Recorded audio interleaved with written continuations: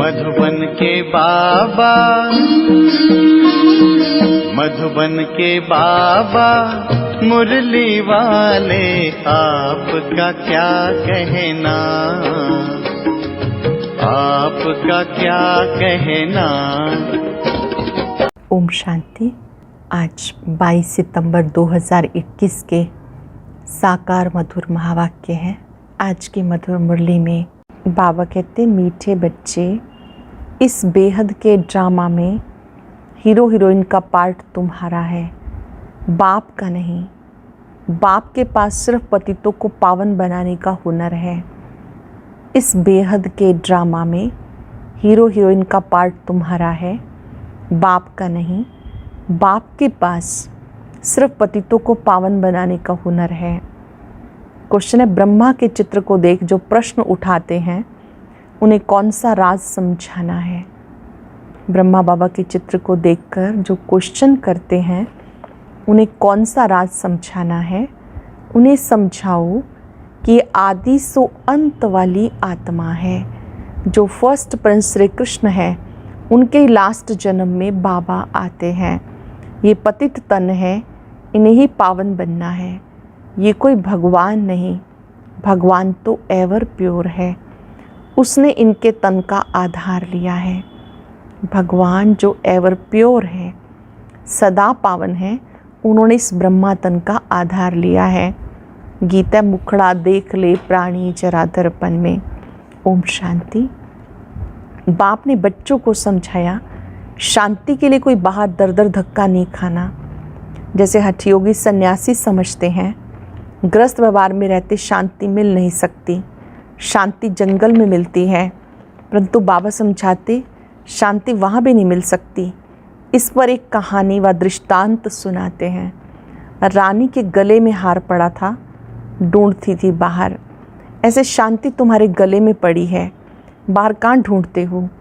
बाबा आकर समझाते, बच्चे तुम आत्मा का स्वधर्म है शांत। ये शरीर तुम्हारी कर्मेंद्रियां हैं जिससे तुम्हें पार्ट बजाना पड़ता है। आत्मा तो अविनाशी है। आत्मा कोई छोटी बड़ी नहीं होती, न विनाश होती है। हाँ, आत्मा पतित बनती है, इनको ही पावन बनना होता। आत्मा को पहले किशोर शरीर मिलता, फिर युवा, फिर वृद्ध होता है। आत्मा तो है ही एक रस। पहले आत्मा को जानना होता। मैं आत्मा ही बैरिस्टर आदि बनता हूँ। इसको कहा जाता आत्म अभिमानी भव। बाबा समझाते, बच्चे तुम देह अभिमानी बन पड़े हो, इसलिए अपने को शरीर समझ लेते हो। ये भूल जाते हो कि मैं आत्मा हूँ, ये मेरा शरीर है। मूल बात भूल जाते हो, मैं आत्मा हूँ, ये मेरा शरीर है। तो अपने को रियलाइज़ करना है। 84 जन्म भी आत्मा लेती है। अब बाबा ने समझाया, जो ब्राह्मण बने वो ही देवता बनने वाले हैं। ऐसे भी नहीं सब 84 जन्म लेते हैं। कोई पहले आएगा, कोई 50-100 वर्ष के बाद भी आते रहेंगे। कोई के 80-82, कोई के कितने जन्म होंगे। मनुष्य 84 लाख जन्म कह देते। इससे भी सेटिस्फाई नहीं होते तो कह देते कण कण में भगवान है। अब भगवान कहते, मैं किसी मनुष्य तन में नहीं हूँ, तो जानवर, पत्थर, भित्तर, कण कण में कैसे हो सकता हूँ। बाबा ने समझाया, नंबर 1 ही लास्ट नंबर में तमो प्रधान बनते हैं। मैं खुद कहता हूँ, मैं बहुत जन्मों के अंत में साधारण तन में प्रवेश करता हूँ। जिसने पूरे 84 जन्म लिए वो ज़रूर पतित होगा, पावन तो हो नहीं सकता। बाबा खुद कहते, पहले नंबर में है श्री कृष्ण, फर्स्ट प्रिंस। श्री नारायण बाद में बनता है, जब बड़ा होता है। वो भी 20-25 वर्ष कम हो जाते हैं, उनके भी पूरे 84 जन्म नहीं कहेंगे।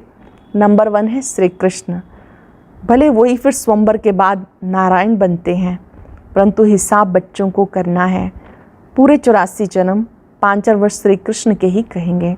तो बाबा बैठ समझाते, मैं कल्प कल्प उसी के तन में आता हूँ जिसका आदि से लेके अंत तक पार्ट है।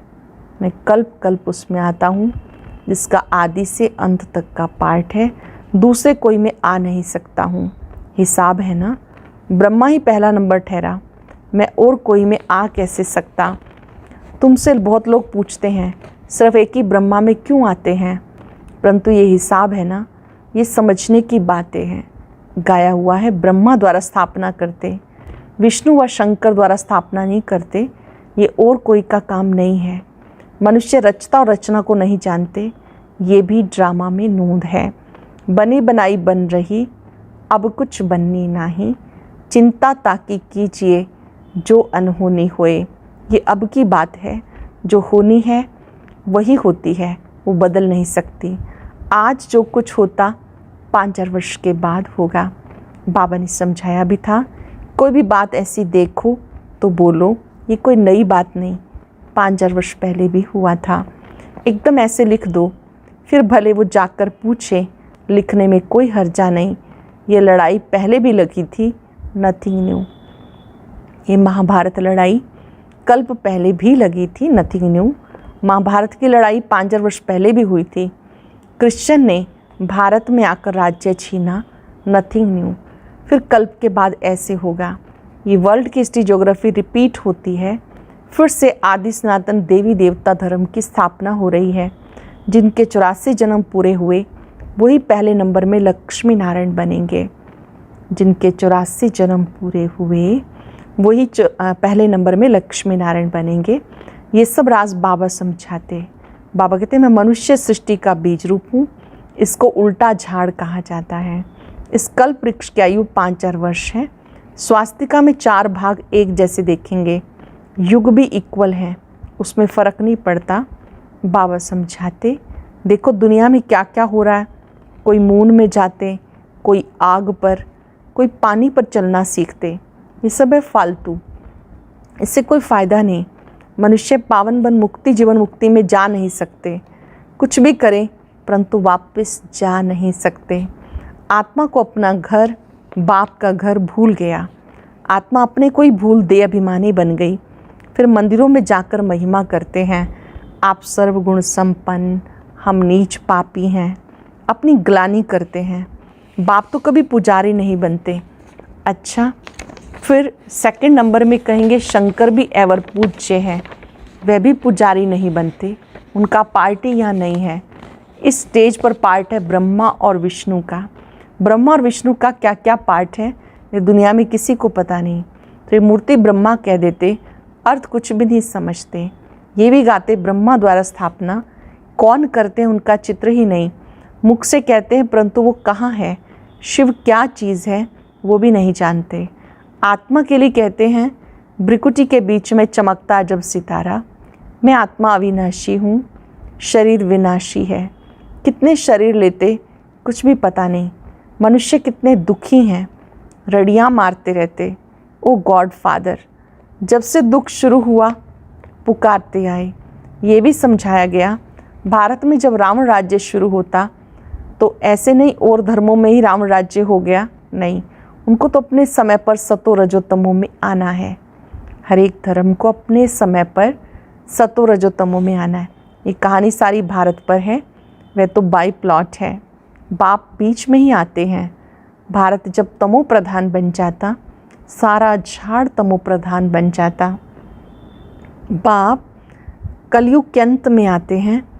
बाबा समझाते हैं, भारत जब तमो प्रधान बनता तो सारा झाड़ तमो प्रधान बन जाता। उनको भी सुख दुख भोगना है। झाड़ में नए नए पत्ते निकलते, वो बड़े शोभनीक होते हैं। नयों को फिर सतो रजो तमो में जरूर आना है। पिछाड़ी में जो आते हैं उनका कुछ मान रहता, एक जन्म में भी सतो रजो तमो से पास कर सकते हैं, परंतु उनकी कोई वैल्यू नहीं रहती। वैल्यू तो उनकी है जो हीरो हीरोइन का पार्ट बजाते हैं। ऐसे नहीं कहेंगे बाबा हीरो हीरोइन का पार्ट बजाते, बाबा के लिए नहीं कह सकते हैं। शिव बाबा के लिए नहीं कह सकते कि वो हीरो हीरोइन का पार्ट बजाते हैं। वो तो आकर पतितों को पावन बनाते, खुद पतित नहीं बनते। तुम पतित से पावन बनने की मेहनत करते हो। श्रीमत पर राजयोग से राज्य लिया था, अभी फिर ले रहे हो। बाबा कहते मैं तो राज्य नहीं करता हूँ, तुम्हें राजाओं का राजा बनाता हूँ। अब दुनिया में मनुष्य चाहते हैं, भगवान वाच, मैं तुम्हें राजाओं का राजा बनाता हूँ, परंतु उसका अर्थ ना खुद समझते ना किसी को समझा सकते। भगवान वाच, तो जरूर भगवान आया तभी तो कहा होगा ना, हे बच्चों। भारत में शिव जयंती शिवरात्रि मनाते हैं। बाप आते भी हैं भारत खंड में। भारत ही अविनाशी खंड है, उसकी महिमा बहुत भारी है। जैसे बाप की महिमा अपरंपार, वैसे ही भारत की महिमा भी अपरंपार। भारत में ही परम पिता परमात्मा आकर सब मनुष्य मात्र की सद्गति करते हैं, सबको सुख देते हैं। उनका बर्थ प्लेस भारत है। भारत ही प्राचीन देश है। भगवान राजयोग सिखाने भारत में आया था, परंतु श्री कृष्ण को भगवान कह देने से उनकी महिमा नहीं रही। भगवान तो है ही एक, उनको सत्य गुरु कहा जाता। बाकी गुरु तो ढेर हैं। कोई धंधा सिखाने वाले को भी गुरु कह देते। आजकल तो सबको अवतार मान लेते, कुछ भी समझते नहीं। जब बिल्कुल पतित बन जाते तब पुकारते हैं, बाबा आके हमें पावन बनाओ। बाबा आकर सच्ची सच्ची अमर कथा सुनाते, अब तुम्हारी बुद्धि में है हम 84 जन्मों में कैसे आते हैं, हमने कैसे 84 जन्म लिए, वो बुद्धि में है। पहले अच्छा जन्म, फिर उतरते आएंगे। दुनिया की भी उतरती कला होती। मनुष्यों की बुद्धि सतो रजो तमो बनती। सतयुग से फिर थोड़ी थोड़ी उतरती कला शुरू हो जाती। चढ़ती कला तेरे भाने सर्व का भला। सबका सदगति दाता एक बाप है। हर एक को सदगति देने वाला सदगति दाता एक बाप है। वो गुरु लोग सिर्फ शास्त्र सुनाते हैं, सुनते सुनते गिरते ही आए। बेहद का बाप आकर बच्चों से पूछते, मैं तुम्हें इतना साहूकार बना के गया, इतने हीरे जवाहरात के महल दे के गया, वो सब कहाँ गए। लौकिक बाप बच्चों को पैसे देते हैं, इन बच्चे पैसे बर्बाद कर देते। तो बाप बुला के पूछते हैं ना, तुमने इतने पैसे कहाँ बर्बाद किए। बच्चों के पास पैसे होने से उड़ाते बहुत हैं। बाप धर्मात्मा है, बच्चे विलायत में जाके लाखों रुपए उड़ाते। बाप कुछ कर नहीं सकता।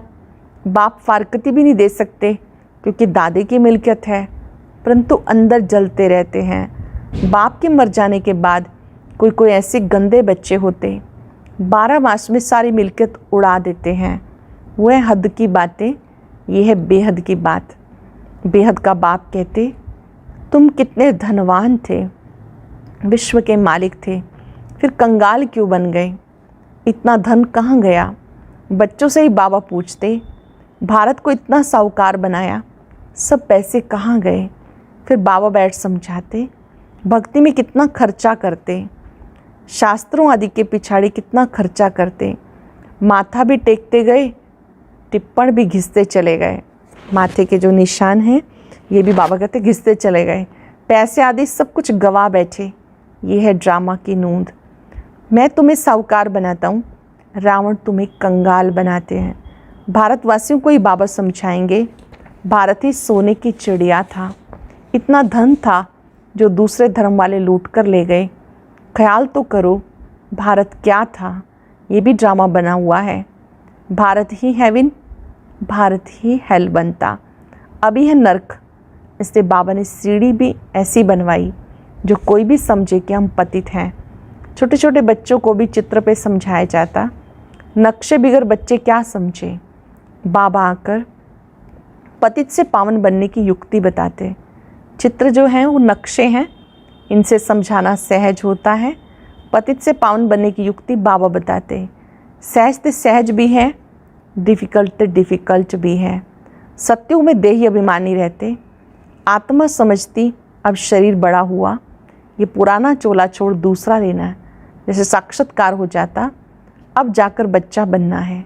पुरानी खाल छोड़ नया लेते। यहाँ कोई मरता तो रोते भी हैं, बैंड बाजा भी ले आते। सत्युग में खुशी से एक शरीर छोड़ दूसरा लेते तो शादमाना बनाते। यहाँ कितना अफसोस करते हैं, यहाँ पर कितना रोते हैं, और सत्युग की दुनिया में कोई शरीर छोड़ते हैं तो खुशी खुशी मृत्यु को भी उत्सव की तरह से मनाते हैं। कोई मरता है तो कहते स्वर्ग पधारा, तो इसका मतलब नरक में था। अब तुम पुरुषार्थ कर रहे हो स्वर्गवासी बनने का। बाबा तुम्हें नरकवासी से स्वर्गवासी बनाने आए हैं। बाप आते ही हैं जीवन मुक्ति देने, रावण के बंधन से छुड़ाए जीवन मुक्त बनाते हैं। बाबा कहते हैं मैं कल्प कल्प आता हूँ, तुम्हें राजयोग सिखाता हूँ। कल्प ब्रह्मा के तन में आता हूँ, हर कल्प ब्रह्मा के तन में आता हूँ, तुम्हें ब्राह्मण जरूर बनना है, यज्ञ में ब्राह्मण जरूर चाहिए। यह है राजस्व अश्वमेध अविनाशी ज्ञान यज्ञ। इस रथ को स्वाहा करना है। अश्व इस शरीर को कहा जाता है, इस शरीर रूपी रथ को कहा जाता। राजस्व स्वराज्य के लिए ये सब अश्व इसमें स्वाह होने हैं। आत्मा तो स्वाह नहीं होगी, आत्मा हिसाब किताब चुकतू कर चली जाएंगी, फिर नए सिर सबका पाठ शुरू होगा। इसे कहते हैं हिस्ट्री ज्योग्राफी रिपीट। बाप आते ही हैं नई दुनिया स्थापन कर, पुरानी दुनिया खलास करने। ये एक ही महाभारत लड़ाई है जो शास्त्रों में गाई हुई है। तो समझाना चाहिए इस लड़ाई से स्वर्ग के द्वार खुलते हैं, इसलिए इनका शास्त्रों में गायन है। अच्छा, मीठे मीठे सिक्के लदे बच्चों प्रति माता पिता बाप दादा का याद प्यार, गुड मॉर्निंग। रूहानी बाप की रूहानी बच्चों को नमस्ते, रूहानी बच्चों की रूहानी बाप दादा को नमस्ते, गुड मॉर्निंग। शुक्रिया बाबा, शुक्रिया। धारणा के लिए सार। पहले पॉइंट है, बीती बातों का कभी चिंतन नहीं करना। जो बात बीत गई, नथिंग न्यू समझ भूल जाना है। इस राजस्व अश्वमेध यज्ञ में अपना तन मन धन सब स्वाहा कर सफल करना है। इस अंतिम जन्म में संपूर्ण पावन बनने की मेहनत करनी है। इस अंतिम जन्म में संपूर्ण पावन बनने की मेहनत करनी है। वरदान है, मास्टर त्रिकालदर्शी बन, हर कर्म युक्त करने वाले, कर्म बंधन मुक्त भव। मास्टर त्रिकालदर्शी बन, हर कर्म युक्त करने वाले, कर्म बंधन मुक्त भव। जो भी संकल्प बोल वा कर्म करते हो वह मास्टर त्रिकालदर्शी बन के करो, तो कोई भी कर्म व्यर्थ व अनर्थ नहीं हो सकता। त्रिकालदर्शी अर्थात साक्षीपन की स्थिति में स्थित होकर कर्मों की गुह्य गति को जानकर इन कर्मेंद्रियों द्वारा कर्म कराओ, तो कभी भी कर्म के बंधन में नहीं बंधेंगे। हर कर्म करते कर्म बंधन मुक्त कर्मातीत स्थिति का अनुभव करते रहेंगे। हर कर्म करते कर्म बंधन मुक्त कर्मातीत स्थिति का अनुभव करते रहेंगे। सरल शब्दों में, कोई भी कर्म करते हैं तो त्रिकालदर्शी की सीट पर सेट होकर करो, तो इससे किसी भी कर्म बंधन में फंसेंगे नहीं। कर्म किया और डिटैच हो गए।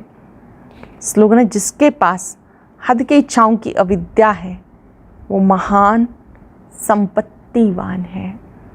महान संपत्तिवान कौन? जिनके पास हद की इच्छाओं की अविद्या है।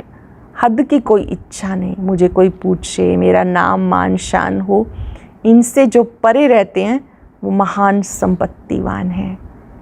ओम शांति।